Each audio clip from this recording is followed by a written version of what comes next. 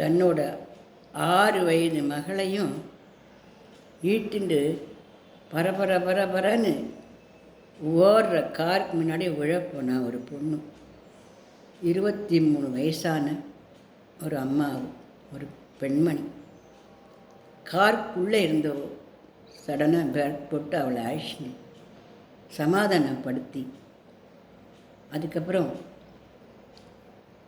இந்த மாதிரியா அவளுக்கு என்ன தெரியும், என்னோடய ஃப்ரெண்டு இருக்கா, நம்ம போய் அவர்கிட்ட ஜாதகம் கேட்கலாம், உன்னோட கஷ்டம் எது வேணாலும் நிவர்த்தி ஆகணும்னு என்கிட்ட ஆக்ஷன் தான். சின்னஞ்சிறு வயசு, 23 வயசு பொண்ணு, கையில் 6 வயசு குழந்தை, பொன் குழந்தை. 2 பேரும் என்னமோ வேகச்ச பிடிங்கின்னு வந்த மாதிரியான வேதனையான முகத்தில் தலையும் பின்னிக்காமல் நெத்தியும் இட்டுக்காமல் அவ்வளோ சோகத்தோடு வந்து உட்கார்ந்த பொழுது அப்படியே அந்த குழந்தை கட்டின்னு அழனம் போலருந்தது எனக்கு. ஆனால் நான் யாரோ அது யாரோ, அதனால் நான் மனசை கட்டுப்படுத்தினேன். என் ஃப்ரெண்டுக்கிட்ட விசாரித்தேன், யார் இவள்லாம், என்ன ஏன் இந்த மாதிரி ரொம்ப சோகமாக இருக்காப்புல இருக்கு. பெருத்த சோகம்தான் மம்மி. அது யாரோ ஒரு பொண்ணு தான், எனக்கு அந்த பொண்ணு யாருன்னு தெரியாது, ஆனால் எனக்கு உங்களை தெரியும், நீங்கள் ஜாதகம் சொல்லுவோங்கன்னு தெரியும். இந்த குழந்தைக்கு உற்சாகமான 4 வார்த்தைக்கு சொல்லுவோங்கன்னு அழைச்சின்னு வந்தேன்.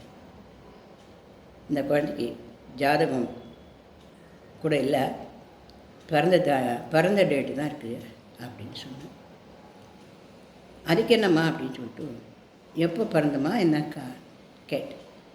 அதுலேருந்து நான் ஜாதகத்தை போட்டு கொஞ்சம் ரெடி பண்ணிட்டே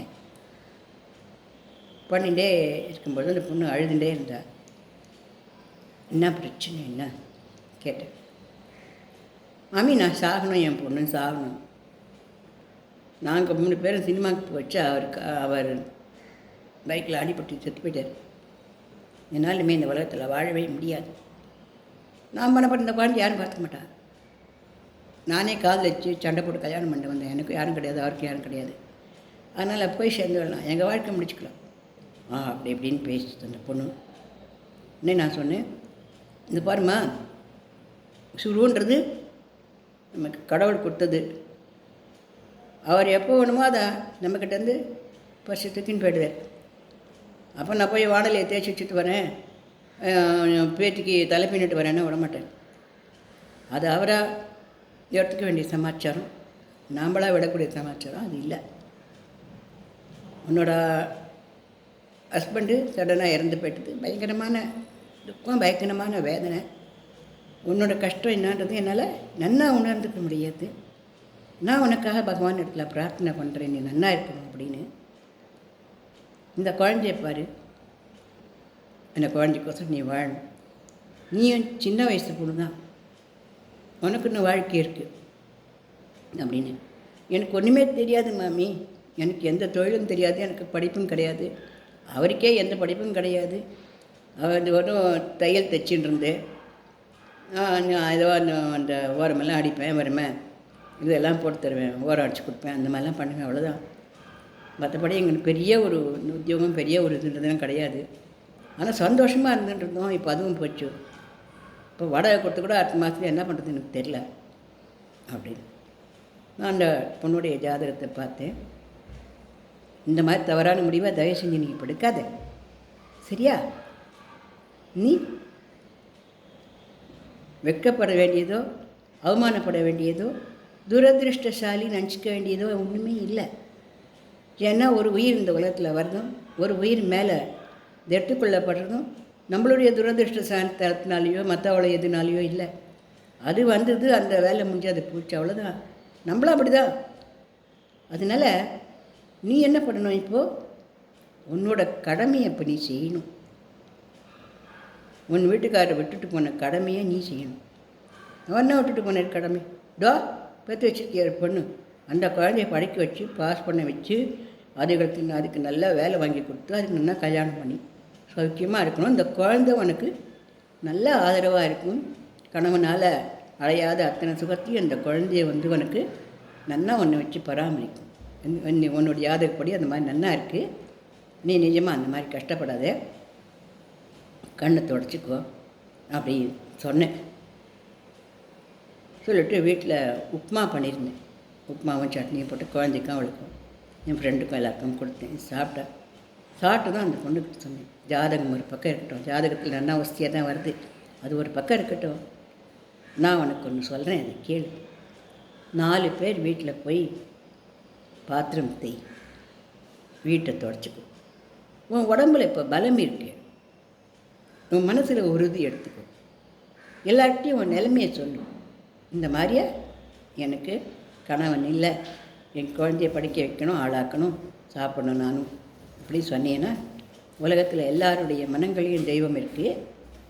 நீ 4 பேர் வீட்டில் பாத்திரம் தேய்ச்சி துணி துவைச்சி கொடுத்து, இந்த காலத்து துணி துவைக்கிறது பாத்திரம் தேய்க்கிறதுக்கு வாஷிங் மிஷின்லாம் இருக்குது, அதை கொண்டு வளர்ச்சி கழிச்சு மடித்து கொடுத்தா கூட போதும். இடத்த தொடச்சி கொடுத்து இந்த மாதிரி வேலைகளை பண்ணு. குழந்தைய பள்ளிக்கூடத்தில் நிறுத்தாத. அதுக்கு பெரிய பள்ளிக்கூடம் படிக்க வைக்கலன்னா சாதாரண பள்ளிக்கூடம், காசு இல்லாத பள்ளிக்கூடமாக இருந்தால் கூட குழந்தைய பள்ளிக்கூடத்துக்கு கண்டினியூ பண்ணு. சாயந்தரம் வந்ததும் குழந்தைக்கு வீட்டில் சின்ன சின்ன வேலைகள் செய்யறதுக்கு சொல்லிக் கொடு. நீ கொஞ்சம் உழைக்கிறதுக்கு ஆரம்பி. மனசை தயவு செஞ்சு விட்டுறாத.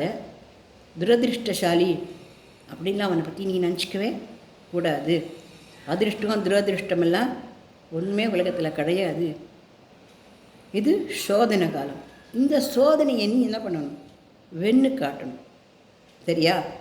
இனிமேல் இந்த மாதிரி அழக்கூடாது. இந்த மாதிரி வார்த்தைகள்லாம் சொல்லக்கூடாது. கார் முன்னாடி போய் விழுறது, நீ இப்படி கார் முன்னாடி போய் விழுற, நீ செத்து போயிட்டேன்னா சரி, சாகார கையங்காலம் போயிடுது அப்படின்னா அப்போ உனக்கு உசுரோட இருந்தேன்னா இந்த குழந்தை எப்படி உன்னை பார்த்துக்கும், அல்லது குழந்தைய நீ எப்படி பார்த்துப்ப சொல்லு. நீ ஆரோக்கியமாக இருந்தால் தான் அந்த குழந்தைய உன்னை பார்த்துக்க முடியும். குழந்தைய பார்த்து முன்னுக்கு கொண்டு வந்தால் நாளைக்கு அந்த குழந்தை வயசான காலத்து கூட என்னன்னு கேட்கறதுக்கு அதெல்லாம் முடியும். சரியா? துக்கம்தான், கஷ்டம்தான், ஆனாலும் நீ மிதித்து ஏறி தான் ஆகணும். உனக்கு இந்த வாழ்க்கை கொடுத்துருக்கு, அதை நீ சவாலாக ஏற்றுக்கணும். சரியா? உன் கணவனோட எத்தனை வருஷம் வாழ்ந்திருக்கே? நீ 10 வருஷம் வாழ்ந்திருக்கேன். 10 வருஷம் வாழ்ந்திருக்கியோ இல்லையோ? அப்போ நீ அவரை எவ்வளோலாம் பேசியிருக்குங்க, எவ்வளோலாம் கனவு கண்டிருப்பீங்க. ஆமாம், இவ்வளோ தான் நல்லா படிக்க வைக்கணும், பெரிய படிக்க வைக்கணும், நல்லா இதெல்லாம் போட்டு, நாங்கள்லாம் வெறும் கோவிலே தாலி கட்டிட்டோம், அந்த மாதிரிலாம் இருக்கக்கூடாது. நல்ல இதெல்லாம் போட்டு, பேண்டெல்லாம் போட்டு கல்யாணம் பண்ணி கொடுக்கணும், அந்த மாதிரிலாம் நிறைய தான் பேசிகிட்டு இருந்தோம். எல்லாம் காணல் நீராக போச்சு. அப்படிலாம் போகல. அந்த கனவுகளை நிறைவேற்றி கொடு. அவர் எங்கே இருந்தாலும் உனக்கு ஹெல்ப் பண்ணுவேன். எந்த உலகத்தில் இருந்தாலும் நீ நல்லா இருக்கணும்னு அந்த மனுஷன் உன்னை வாழ்த்துவேன். மனசை விட்டுறாது, நீ அழாது. இந்த குழந்தை எனக்கு பரட்டு தலையை வச்சு இந்த மாதிரி சட்டை இல்லாத கீழ்ச்ச சட்டையெல்லாம் இப்படிலாம் பண்ணாது. சரியா? நல்லா ட்ரெஸ்ஸெல்லாம் நல்லா போட்டு விடு, அது நல்லா தலைகளே பின்னி விடு. மீதி உன் வாழ்க்கையை நீ வாழு, அழக்கூடாது இனிமேல். சரியா? அப்படின்னு சொன்னேன். என்ன புரிஞ்சுதோ என்ன புரியலோ, கொஞ்சம் நாள் அழுதுன்னு தான் இருந்தது அந்த பொண்ணு. அழாத, நீ அழறதுனால என்ன ஆகப்படுது? அழறதுனால உன்னோட கணவனை கொண்டு வர முடிய போகிறதில்ல, நீ இழந்த வாழ்க்கையை இப்போ நீ வாழப்போதில்லை. ஆனால் நீ அழாமல் இருந்தேன்னா, மனசில் உறுதியோடு இருந்தேன்னா, நீ எந்த வாழ்க்கையை இழந்தியோ அந்த வாழ்க்கையே உனக்கு நல்லபடியாக கிடைக்கும். தெய்வமாக இருந்து உன்னோட கணவன் ஒன்று காப்பாற்றுவேன். கடவுள் இருக்குமா? மனசை திம்பாக வச்சுக்கணும். இந்த மாதிரி கீழே விழற சமயத்தில் நம்ம அழக்கூடாது. விழறதெல்லாம் எதுக்கு? அழறதுக்கு இல்லை, விழறதெல்லாம் அதுக்கு ஏந்துக்கிறதுக்குதா. புரியுதா? அப்படின்ட்டு போச்சுப்பான். என் ஃப்ரெண்டு கொஞ்ச நாள் பேசிட்டு இருந்துட்டு அப்புறம் போயிட்டேன். இப்போ அந்த பொண்ணுக்கு சொல்லி 10 வருஷம் மாறுது. நான் அந்த பொண்ணுக்கு ஜோசின்னு சொல்லி, குழந்தை நல்லா படித்து காலேஜுக்கு போகிறா. அந்த பொண்ணு டெய்லரிங்கையே கற்றுண்டு அதுலேயே கொஞ்சம் கடைகள் எல்லாமே வச்சுக்கிச்சு, கூட கொஞ்சம் சப்போர்ட்டுக்கு ஆட்கள் எல்லாம் கொஞ்சம் கடைக்கு வச்சுண்டு அந்த பொண்ணையும் காலேஜில் சேர்த்துருக்கா. நல்லா இருந்துட்டுருக்கா. மாமி, அன்றைக்கி நீங்கள் எனக்கு சொன்னது தான் எனக்கு கொஞ்சம் என்னை தெம்பாச்சு. நான் இப்போல்லாம் அழறதே இல்லை, ரொம்ப சந்தோஷமாக இருக்கேன் அப்படின்னு. அந்த பொண்ணும் நன்னா ராஜகிளியாட்டம் அழகாக சோப்பாக லட்சணமாக நன்னா அழகாக சுடிதார் போட்டு நன்னா வளர்ந்து சமத்தா பள்ளி காலேஜில் நல்ல மார்க்குகள் வாங்கி நன்னா படிச்சுட்டு இருக்குது. இன்னும் ஒரு 4-5 வருஷம் போச்சுன்னா இந்த குழந்தைக்கு எதான ஒரு உத்தியோகம் கிடச்சிது அப்படின்னா அவளோட வாழ்க்கை இன்னும் தரமாயிடும். இப்போவே அவள் இந்த டெய்லரிங் கடை மாதிரியாகவே வச்சுருக்கா. இப்போது அதுலேயே அவளுக்கு நல்ல சம்பாத்தியம் இருக்குது. இப்போவும் அவள் 4 பேர் வீடுகளுக்கு வேலைக்கு போயிட்டு தான் இருக்கா. ஆனால் இன்னும் கொஞ்சம் டீசெண்டாக, இன்னும் கொஞ்சம் நிறைய சம்பளத்தோடு இன்னும் கொஞ்சம் நன்னா இருந்துட்டுருக்கா. இங்கே நான் எதுக்கு சொல்ல வரேன்னா, அந்த பொண்ணுக்கு அவ்வளோ ஆறுதல் சொல்லிட்டேன் வழிய பார்த்தோன்னே குத்தின்னு சகலம்பல் தான் இருந்தது. இவ்வளோ சின்ன வயசில் இந்த குழந்தைக்கு இவ்வளோ கஷ்டமா அப்படின்னு. கஷ்டம்னு வரும்பொழுது நம்ம அழுதுன்னு உட்காந்துருந்தான்னு அப்படி எழுதணும். அதை மெரிச்சு ஏறினோம்னா அதுக்கு அடுத்தது நமக்கு சொர்க்கம் தான்.